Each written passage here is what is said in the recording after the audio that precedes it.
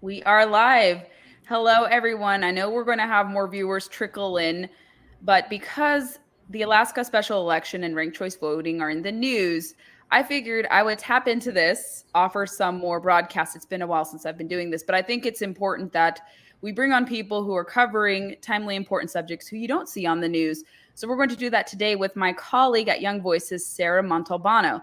And Sarah most recently was a Bartley Fellow with the Wall Street Journal, and she wrote about this, and we'll talk about her article. And she's kind of been tapped by different people recently, especially through Young Voices, to talk about ranked choice voting, what's happening in Alaska, and the sort. So, Sarah, thank you so much for joining me on this broadcast today. Thank you for having me.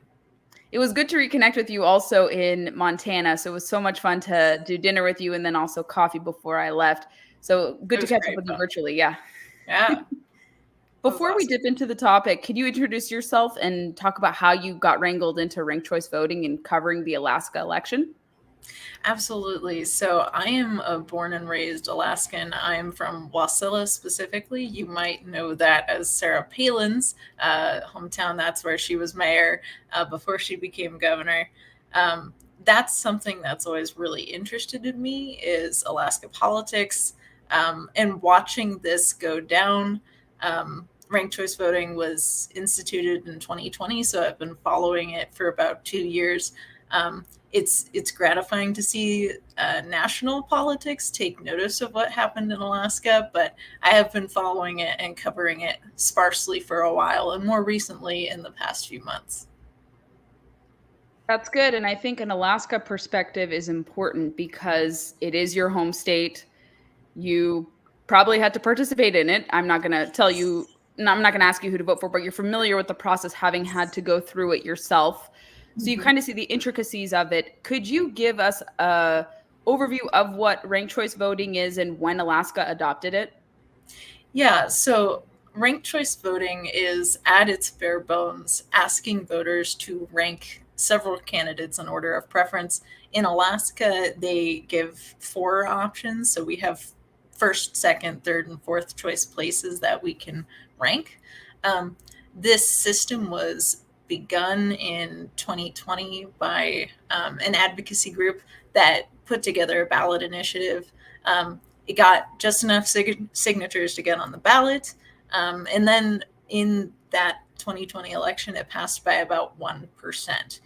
So that's how we got this. We weren't expecting to use it until August, but due to Don Young's untimely death, it triggered a special election that its primary was June 11th, I believe. And then the final uh, election was August 16th. So we just got results back for that on August 31st, 2 days ago. Yes, and for viewers tuning in and who need visuals, I currently have the Alaska Division of Elections website up explaining that this was implemented for the 2020 general election and it'll be fully utilized this year. It has been so far in the special primary as Sarah was alluding to and also going into the general as well. And so it talks about the most recent special election she alluded to and the final votes were tabulated. And if you want to briefly analyze the results for us, what exactly happened? Is Alaska now very different than what it's perceived to be? Does it always kind of surprise those of us in the lower 48? What is your kind of assessment with the most recent results that materialized recently? Yeah, so going into this special election, we had three candidates that advanced from the primary round. It was Republican Sarah Palin, Republican Nick Begich III, and Democrat Mary Peltola. Um, these candidates were put on the ballot, and voters were asked to rank them.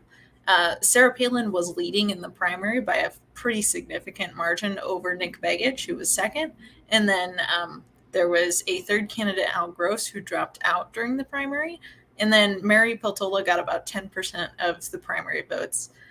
What happened in this ranked choice general election, um, first of all, voter turnout was pretty high, considering we had about 27,000 more votes than there were in the primaries. So that kind of shook things up. We see I believe Palin got about 31% of first choice votes in the general. Begich got about 28, and I think Peltola got 40 something. I would have to look at this.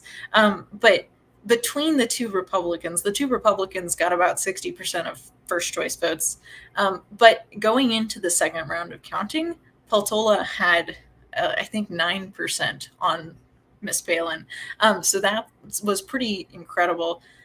So then in ranked choice voting, counting proceeds in rounds. So the candidate who did not get enough votes to advance, the least voted candidate, their votes are distributed to the second choice. So if Begich was your guy, they looked at your second choice vote instead.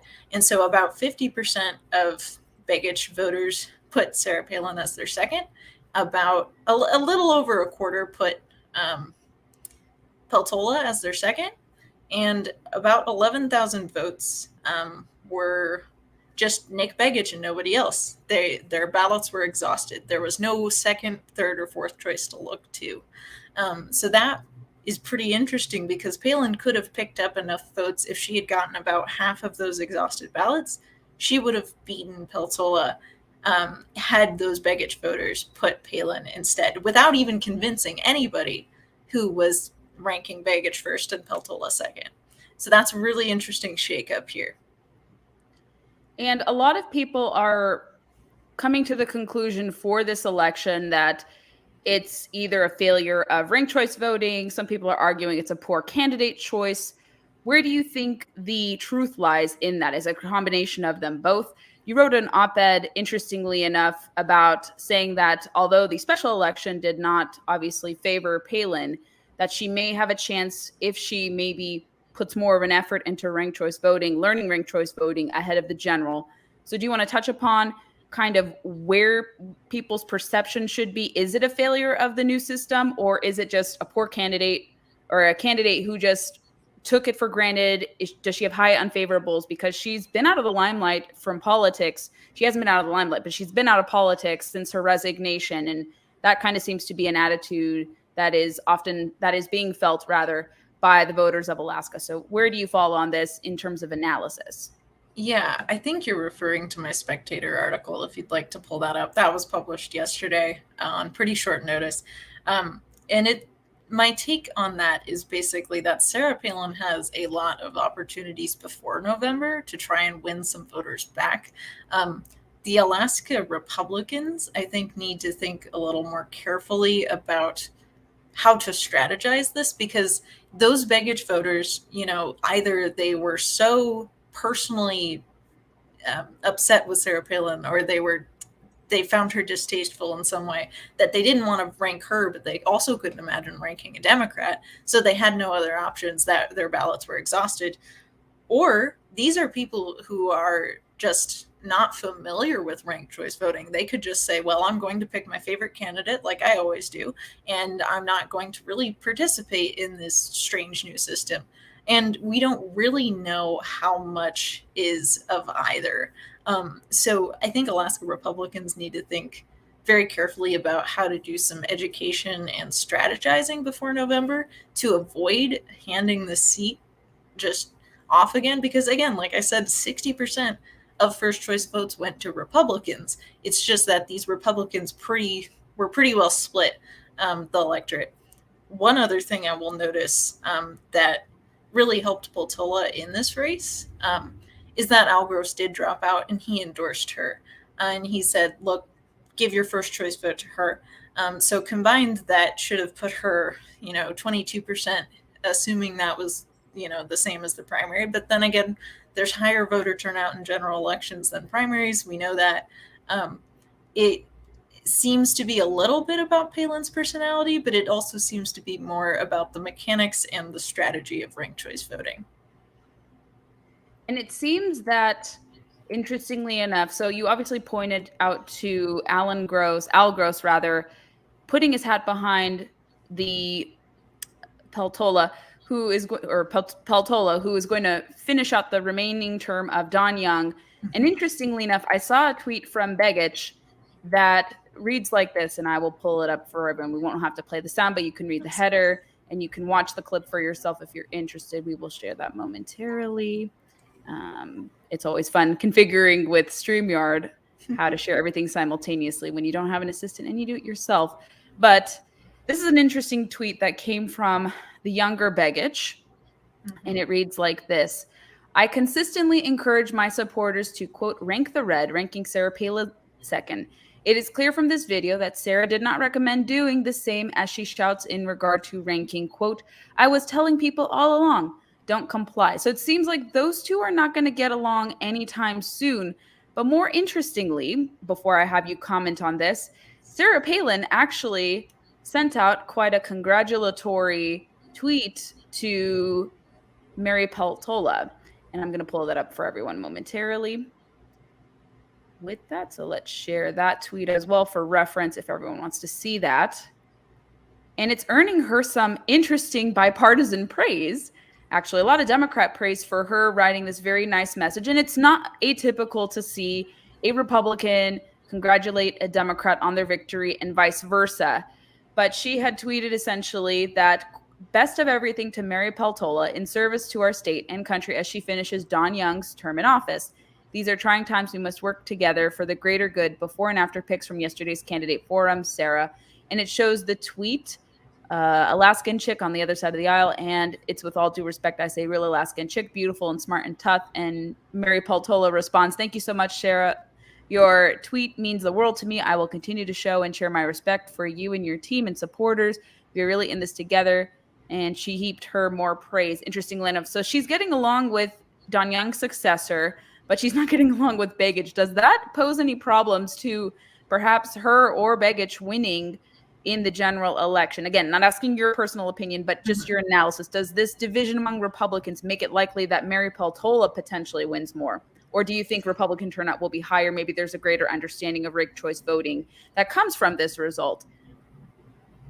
Yeah, I'd like to see Republicans galvanized to really get out there in November, but I am definitely concerned about this sort of infighting, because regardless of whether you think ranked choice voting is a good idea or not, whether it should be the election system in Alaska or not, and I think it's probably pretty obvious where I stand on that, this is the system as it is right now for these elections. You have to strategize if you want what's going to happen. And I find it really rather inexplicable that Sarah Palin would rather have a Democrat than allow Nick Begich to win. I think she was calling on him to drop out of the November race, which I think is really remarkable, because he declared before Don Young died, like he was ready to bring this challenge anyway, and that she jumps in as a late entry to the special election race is concerning for me, that she'd rather see a Democrat here instead of a Republican that might not be her.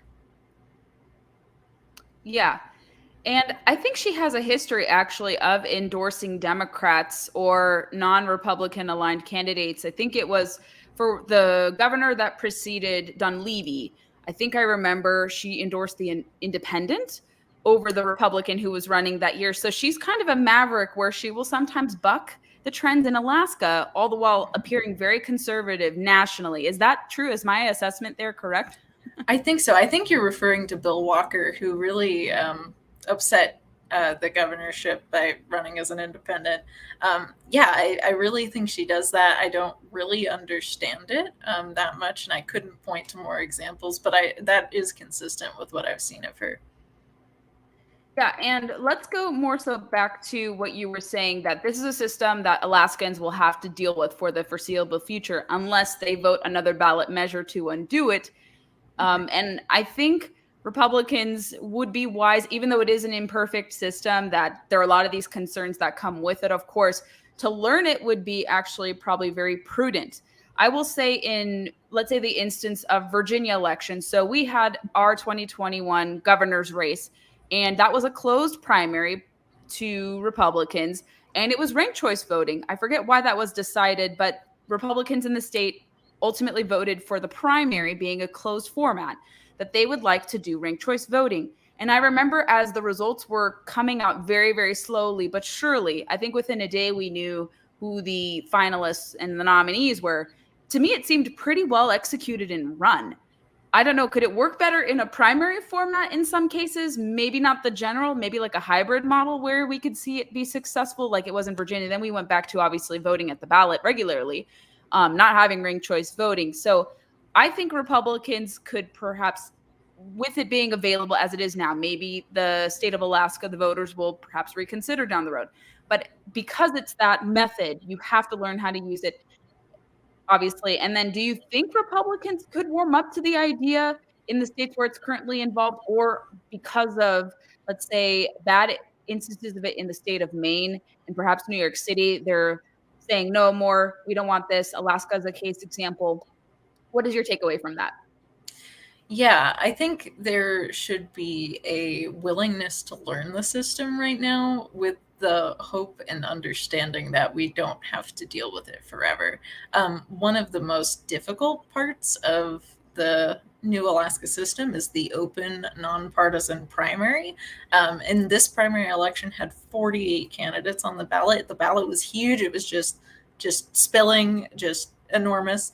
And that really encourages everyone to throw their hat in the ring. And what I find is that, if there had been closed party primaries for this, the Alaska Republican Party and the Alaska Democratic Party and all the different parties could have sat down their prospective candidates and said, where do you stand on the issues?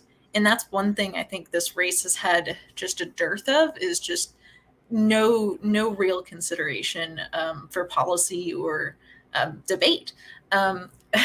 It really comes down to, well, do you have an R next to your name? If so, I should rank you so that my favorite Republican, whoever it is, or a Republican, gets into office. And that's one thing I pointed out in my Wall Street Journal article as part of my Bartley Fellowship, is that it just really seemed like there was not a lot of debate in this primary. And going into the ranked choice voting portion in the general, it wasn't.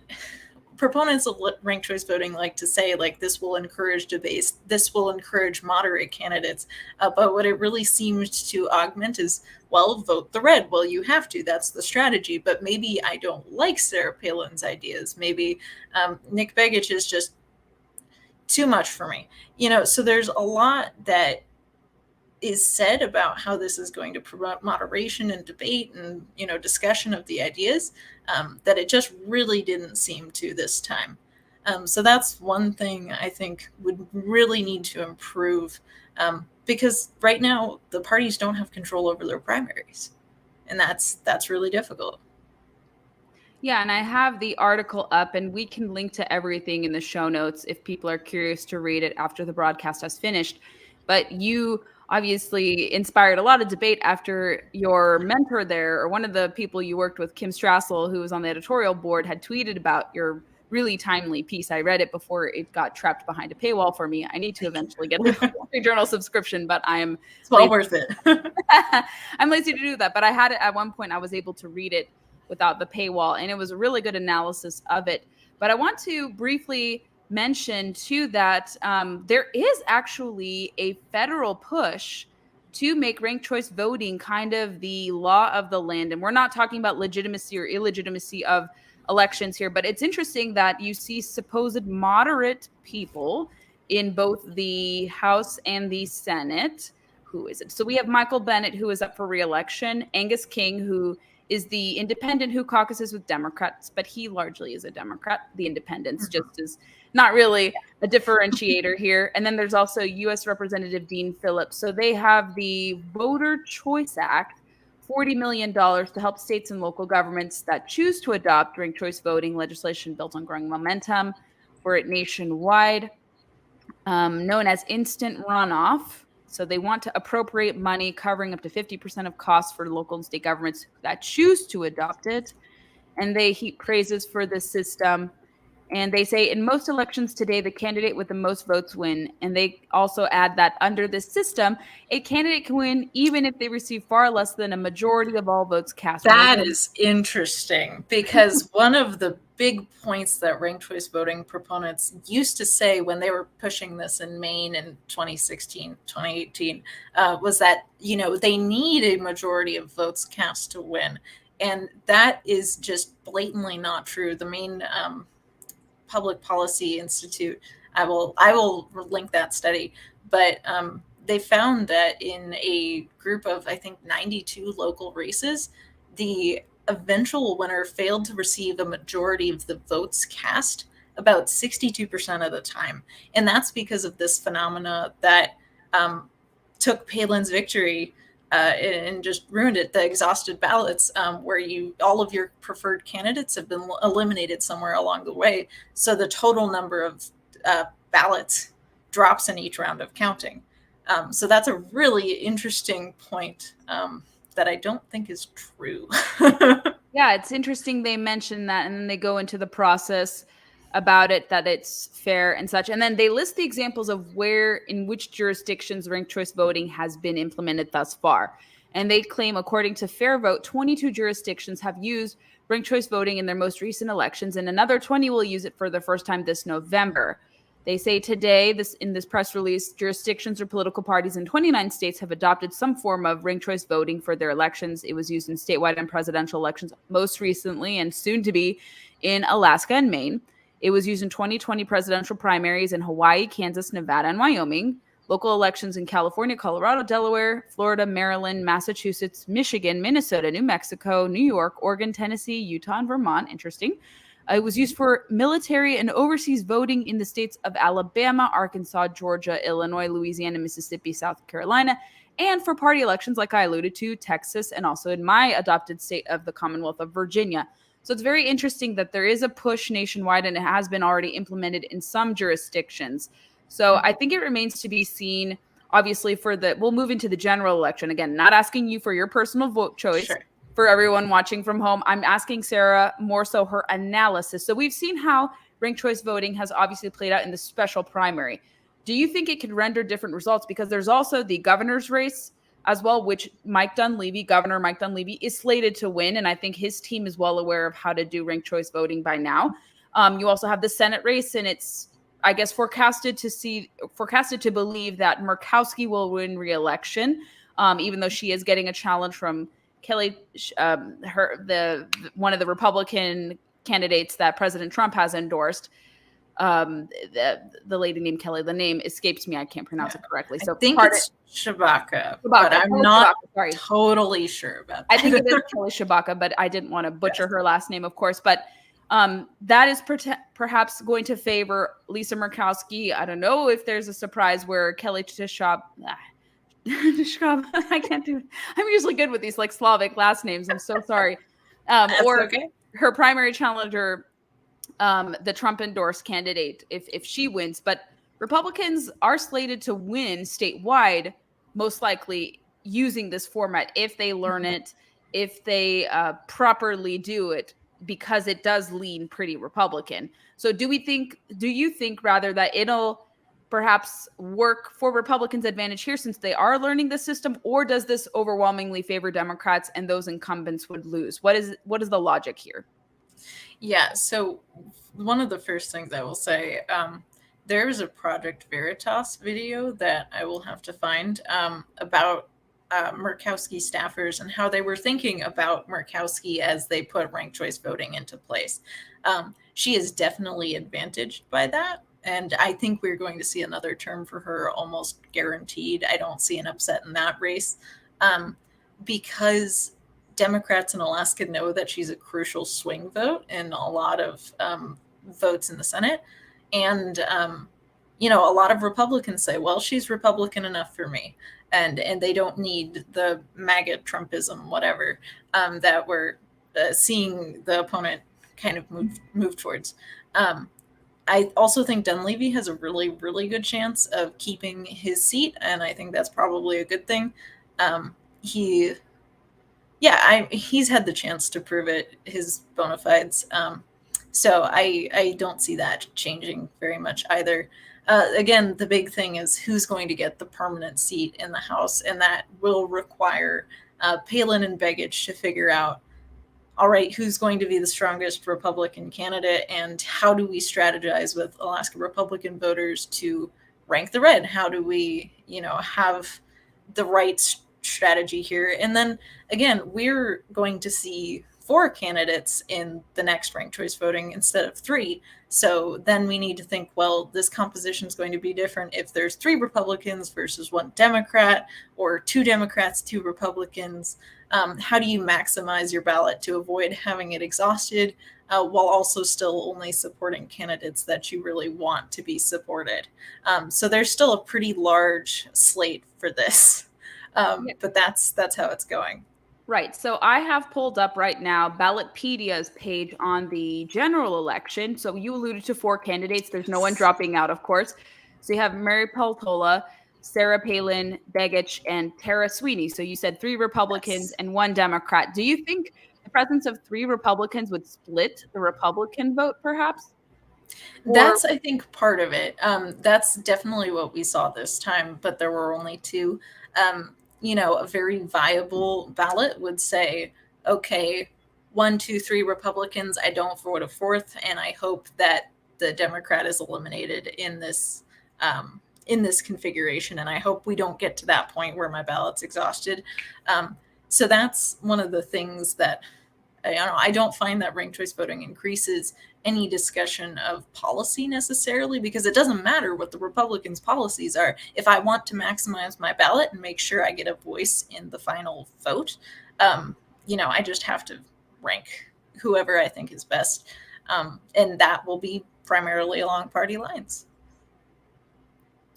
Yeah, it's very interesting. Perhaps we could see a very different result from what transpired this past week if the Republicans learn how to coalesce together and say, okay, if you have your ballot exhausted, you should support the Republican that is viable left, and they can coalesce. But given the early indications I've seen, it doesn't seem like anytime in the immediate future that Begich and Palin will reconcile. Maybe they will have a private meeting after this conversation happens. But at this current point in time, it doesn't seem like they are going to work together. And that could be problematic, like I mentioned, because of Palin's past history of endorsing people who are not Republican too. Interestingly enough. So Sarah, is there anything else you want to leave away my viewers from this discussion about Alaska special election, ranked choice voting, and the like? Yeah, I want to say, I believe Nevada has ranked choice voting as a statewide ballot initiative. It's on their ballot somehow this November. And I'd like to encourage any of your Nevada voters to really think carefully about whether you want what happened in Alaska to happen to you. That's pretty much what I will say about that. It's a confusing system in a lot of ways. We saw that it split the Republican vote. And we saw that there were so many ways this could have turned out differently. But I think, this is how it's going to go in Alaska for a little while. And we will see where it goes next. Yes, like I mentioned, there is a little bit of momentum to implement this. I mean, if local jurisdictions want to, who are we to tell them we can't, that they can't do that? Because this is a representative republic, every state and locality has different regards. But perhaps if it produces, kind of cookie cutter results, or perhaps it does favor one party over another, or maybe Republicans learn that it's not just a tool to empower Democrats, that maybe it could be used in their favor if it is forced upon them, or rather voted in upon them through a ballot measure, rather. Could they overcome the challenges or their reservations about it and learn how to outuse the tactic against Democrats? That remains to be seen. But it's we need to learn how to use it and understand it before we can really just start protesting against it, as it were. So learn how to use it, learn how it works, read some of my stuff. I try to give pretty good explanations about it. And the Alaska Division of Elections explains how it works in Alaska too. Yes, absolutely. And I have included your biography for everyone to follow your work at Young Voices, where you are covering such a timely topic like this. And like I said, I think you could maybe see like a hybrid, maybe for party conventions it would work, and we keep what we like in the general going on Yes. forward. Maybe a hybrid model is what we can approve It could of. work. It Yeah. could work. Like some There's a lot of ways hybridization it could of it. work.